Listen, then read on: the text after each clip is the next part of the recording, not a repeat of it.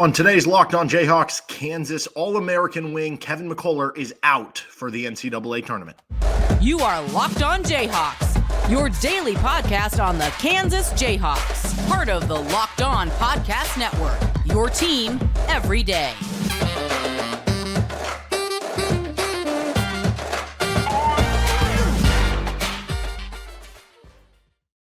I'm Derek Johnson. Give me a follow on Twitter at DJohnsonRadio. You can find our show here with Locked On Jayhawks anywhere you get your podcast, including on our YouTube page where you can like and subscribe to the show.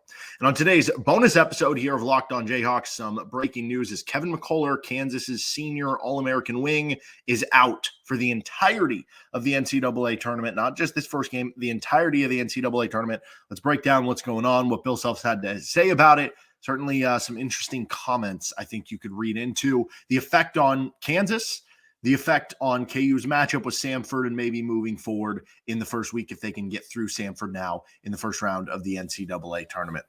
So let's start right there. What was said by Bill Self?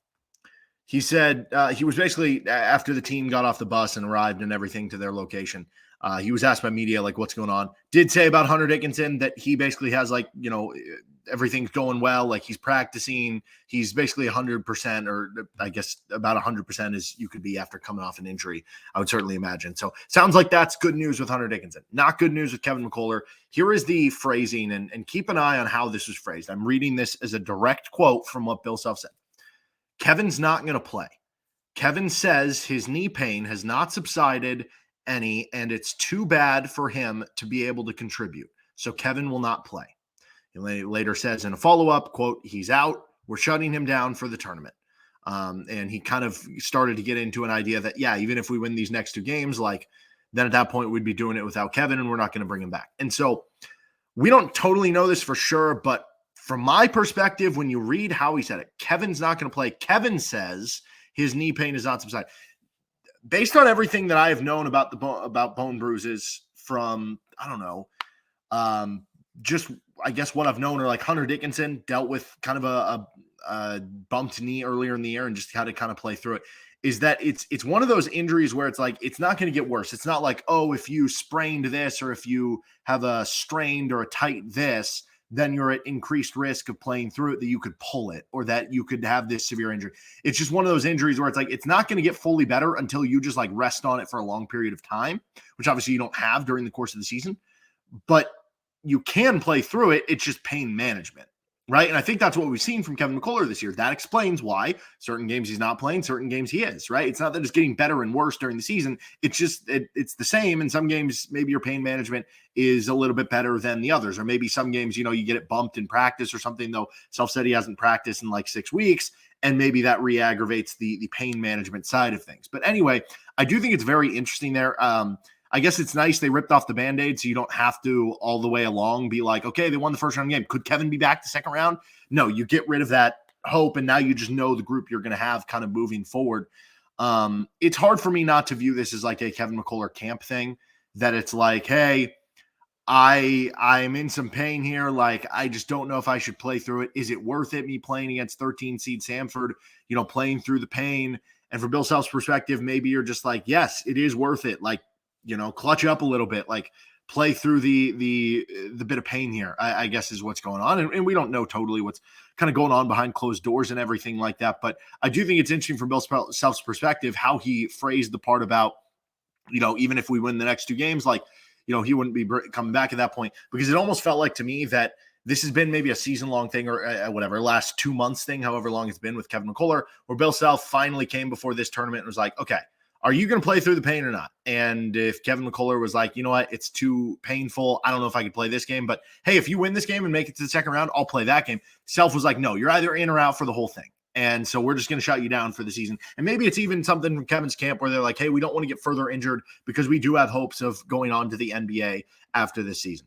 The weird part about that to me is, and I don't mean to just like crap on this here. This is just kind of my take on how this thing's going. Kevin's been an excellent player for KU, and I don't want to take away from that. But the weird part about it to me, when you read NBA, you know, scouting reports, when you read mock drafts and you see the strengths, you see the weaknesses, you see the pros, you see the cons. One of the big things on Kevin McCullar's con list, on the weakness list, is that he's had to deal with injuries every year he's been in college, and how durable will he be during an 82 NBA game season? Because you go back through his career. First year at Texas Tech, he missed 2 games. Second year at Texas Tech, he missed 9 games. Third year at Texas Tech, he missed 8 games. First year at Kansas, he missed 2 games, and this year he has now missed 6 games. After the game on Thursday night, it'll be 7 games, and then if they go any further, obviously counting on from there. So collectively, that is 27, counting 28 games that he has been gone for in his collegiate career with different injuries. And I don't also want to be the injury guy, because for some guys, like, that is just an unfortunate thing that haunts them, and it's nothing they can control. And it sucks. Like, it's one of those things where it's just like, people don't want to get hurt. They're not like trying to get hurt. But my point here is that it's not about, he, this or that. It's about, this is a question for him in the NBA draft. Can he be healthy enough? Can he be durable? And so from my standpoint, I'm sitting there going, listen, man, they got 5 years of tape on you. If you have a poor shooting game in the NCAA tournament because you're playing through an injury, I think that's going to be easier to excuse than you're just not playing in these games, when that already is a big knock against you. So honestly, in my opinion, I think this hurts the stock just as much as if you played through it and didn't play well. But that's my opinion. All I'll say is this, and I saw Bryson Stricker tweet this out. I was actually getting prepared to say this on the show, but I'll give Bryson credit for it because I think it's 100% true. If this was Jalen Daniels, he would be getting toasted right now. And I think there is more there with this one than there ever was with the Jalen Daniels one. All right, let's talk about the effect on Kansas and KU's matchup with Samford on this episode of Locked On Jayhawks. First, this episode is brought to you by FanDuel. Say goodbye to busted brackets, because FanDuel lets you bet on every game of the tournament. Whether you're betting on a big upset or a 1 seed, it's time to go dancing on America's #1 sportsbook. Right now, new customers get $200 in bonus bets if your first $5 bet wins. That's $200 to use on point spreads, money lines. You can even pick who's going to win it all, pick who's going to make Final Four, pick who's going to make an Elite Eight or Sweet 16. So you can get rather specific with it. If you have a Cinderella going to the Elite Eight, but it's like, I don't know that I want to put a Final Four bet on them. I'll put a Sweet 16 bet on them. Maybe the odds are a little lower, but maybe I have a better chance of cashing. You can do whatever you want. Get custom with it. Have fun. Just be responsible. Visit FanDuel.com/lockedon and bet on college hoops until they cut down the nets. Continuing on with our bonus episode of Locked On Jayhawks, Kevin McCullar out for the NCAA tournament. So not just KU's first game with Samford. Let's talk about the impact on KU, on their roster, on their rotation. First of all, for the starting lineup, I think it's safe to assume, based on the games Kevin has missed, it'll be DeJuan Harris, Nick Timberlake filling in for him, and then moving up to the 2 spot. And then you got Johnny Furphy sliding down to the 3 with KJ at the 4 and Hunter Dickinson at the 5. Obviously, this means more minutes for Nick Timberlake. I think Timberlake's averaging like 28 minutes per game when he starts games, which a couple of those were early in the season, but most of those have come with Kevin injured. So I think it's safe to assume that Elmarco Jackson will get some increased minutes, which that might have already happened just because you're playing a team where you need extra ball handlers. And then Jamari McDowell. I mean, you could have convinced me that KU even sliced the rotation even more, and that in the NCAA tournament, Jamari wasn't really going to play. Maybe he'd come in for like 2 minutes. Now that Kevin's gone, you have even more minutes to go around. So I think he becomes definitely part of the rotation at this point. So if I'm giving like a rough minute projection for what I'm expecting for like KU, I could see so DeJuan Harris in Big 12 play was like 35, 36 minutes per game. But against a team who presses in altitude, maybe that goes down a touch. So like, let's say DeJuan 34, but again, you could convince me 36 or something. Nick Timberlake, we'll call it 28. That's what he averaged when he was a starter this year. Marco Jackson will give him 20. That would be a bump up from what he's played in Big 12 play, but with Kevin out, there's more minutes to be had. Jamari McDowell with 12. I do think McDowell, if you're comparing him to like Timberlake, both are kind of 2 guards, but McDowell has more ball handling, even though I wouldn't say it's like true point guard ball handling. It's a little bit more than Timberlake, more of a combo guard. So maybe he ends up getting, there have been some games where he played 15, 20 minutes. Maybe this ends up being more of that for Jamari McDowell if he can give you that extra ball handling that you lose with not having Kevin on the floor. Johnny Furphy will give him 32 minutes. KJ Adams, 34. Hunter Dickinson, 34. And then Parker Brown gives you like 5 or 6 or 7 or 8, somewhere in that range. I think that's where you're looking at from the rotation here for Kansas. Let's talk about how it affects the matchup itself, though, with Samford, and anything after that if you can get through the Bulldogs in the first round on this episode of Locked On Jayhawks. This week's March Madness bracket highlight is brought to you by your friends at Nissan. Each week, we're picking one team that stands out, a team that's pushed it further than the rest. Just like any of the all-new 2024 Nissan SUVs, these guys were able to take it to the next level. The Yukon Huskies can only be described as an armada. This top-seeded team is as hardcore as it gets out there, so it's no wonder why they've landed the top overall seed in the NCAA tournament. They're one of the favorites to win it all, despite 4 of the 6 Power 6 conference champions standing in their way in a loaded East region and trying to break the curse of winning back-to-back. Take the Nissan Rogue, Nissan Pathfinder, or Nissan Armada and go find your next big adventure. Shop NissanUSA.com. How the Kevin McCullar injury impacts KU's game versus Samford and possibly through the pod for the week for Kansas. Well, first of all, you're going to see the betting line certainly shift for Kansas. It opened 8.5, dropped to 7.5, pushed back up to 8.5. I think I've already seen it 7.5, but last I saw it was 7.5 with Kansas plus 100. So that almost tells me it's probably going to end up at 6.5, maybe even 5.5. So we'll see how that affects things here.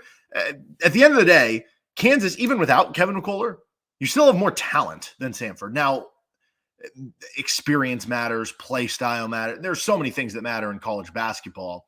And for instance, Elmarko Jackson is a McDonald's All-American. He would be the most talented player by that notion on Samford, but he's just not fully ready for college yet. So you know what I mean? Even if you put him on Samford as the most talented player, what would his role be, right? So there's kind of that weird view of it. But still, point being, even without Kevin McCullar, this is a game. If this was a regular season game and there wasn't the NCAA tournament seat attached, I don't know, there'd be less stress about it. And it would still be oh, yeah, you should still be able to beat Samford, right? But there is increased pressure, and, pressure does create weird things happening in the NCAA tournament. But obviously it's one less guard who can defend for you, with Kevin being one of your better defenders. And it's a Samford team who launches threes. It would be nice to have another guard to defend. It's also one less guard to ball handle. And honestly, I almost view that as the bigger deal here, because Samford presses. They're top 20 in the country in steal rate and turnover rate force, basically. And DeJuan is your primary ball handler, but over the course of a game, especially in altitude, especially against a press, you're going to get tired. You're going to need somebody else to bring the ball up every now and then to give you a little bit of a breather. And on top of that, sometimes, you might be the initial ball handler. If they might double you, you're trapped. All of a sudden, somebody else is going to have to catch a pass, and they're going to have to take it up, right? Well, that's one less ball handler. I mean, you could argue Kevin McCullar was KU's second ball handler on the team. Now, Marco is more of the point guard type than Kevin McCullar was, but there's a reason Bill Self early in the season said Kevin McCullar is our backup point guard. Timberlake's not really a ball handler. Elmarko isn't really that true point guard yet. So, I mean, a lot more goes on Elmarko Jackson to be that ball handler. This could be a game where if Elmarko Jackson only scores, 4 points and has 2 rebounds and 2 assists, but has 0 or 1 turnovers, that stat line doesn't sound that great, but it might actually be for KU and just giving you somebody else who can bring it across the court. But it also makes you more thin. It gives you even more minutes for some guys to spread out on a team that doesn't have much depth in altitude and against the press. It is one less scoring option, one of your best ones and one of the few ones on your team who can create a shot. And even then, Kevin wasn't a great shot creator off the bounce, but he was arguably the best one on your team, and one less rebounder too. That should have been an advantage on paper for you. Well, that's one less good rebounder for you. Now, if you make it to the second round, Gonzaga has Anton Watson at the 3. He's a really good player at their 3 spot. It'd be nice to have Kevin McCullar there, but you won't. McNeese State, very similar to Samford, so same kind of idea with the impact there for KU. This is a huge loss for the Jayhawks and what they could do. We'll see how it affects the game. We'll have our game preview later this week of KU-Samford. Make sure you're tuned into our show here with Locked on Jayhawks. Thanks for joining us today. You can catch us anywhere you get your podcast and on our YouTube page. Like and subscribe to the show. See you next time.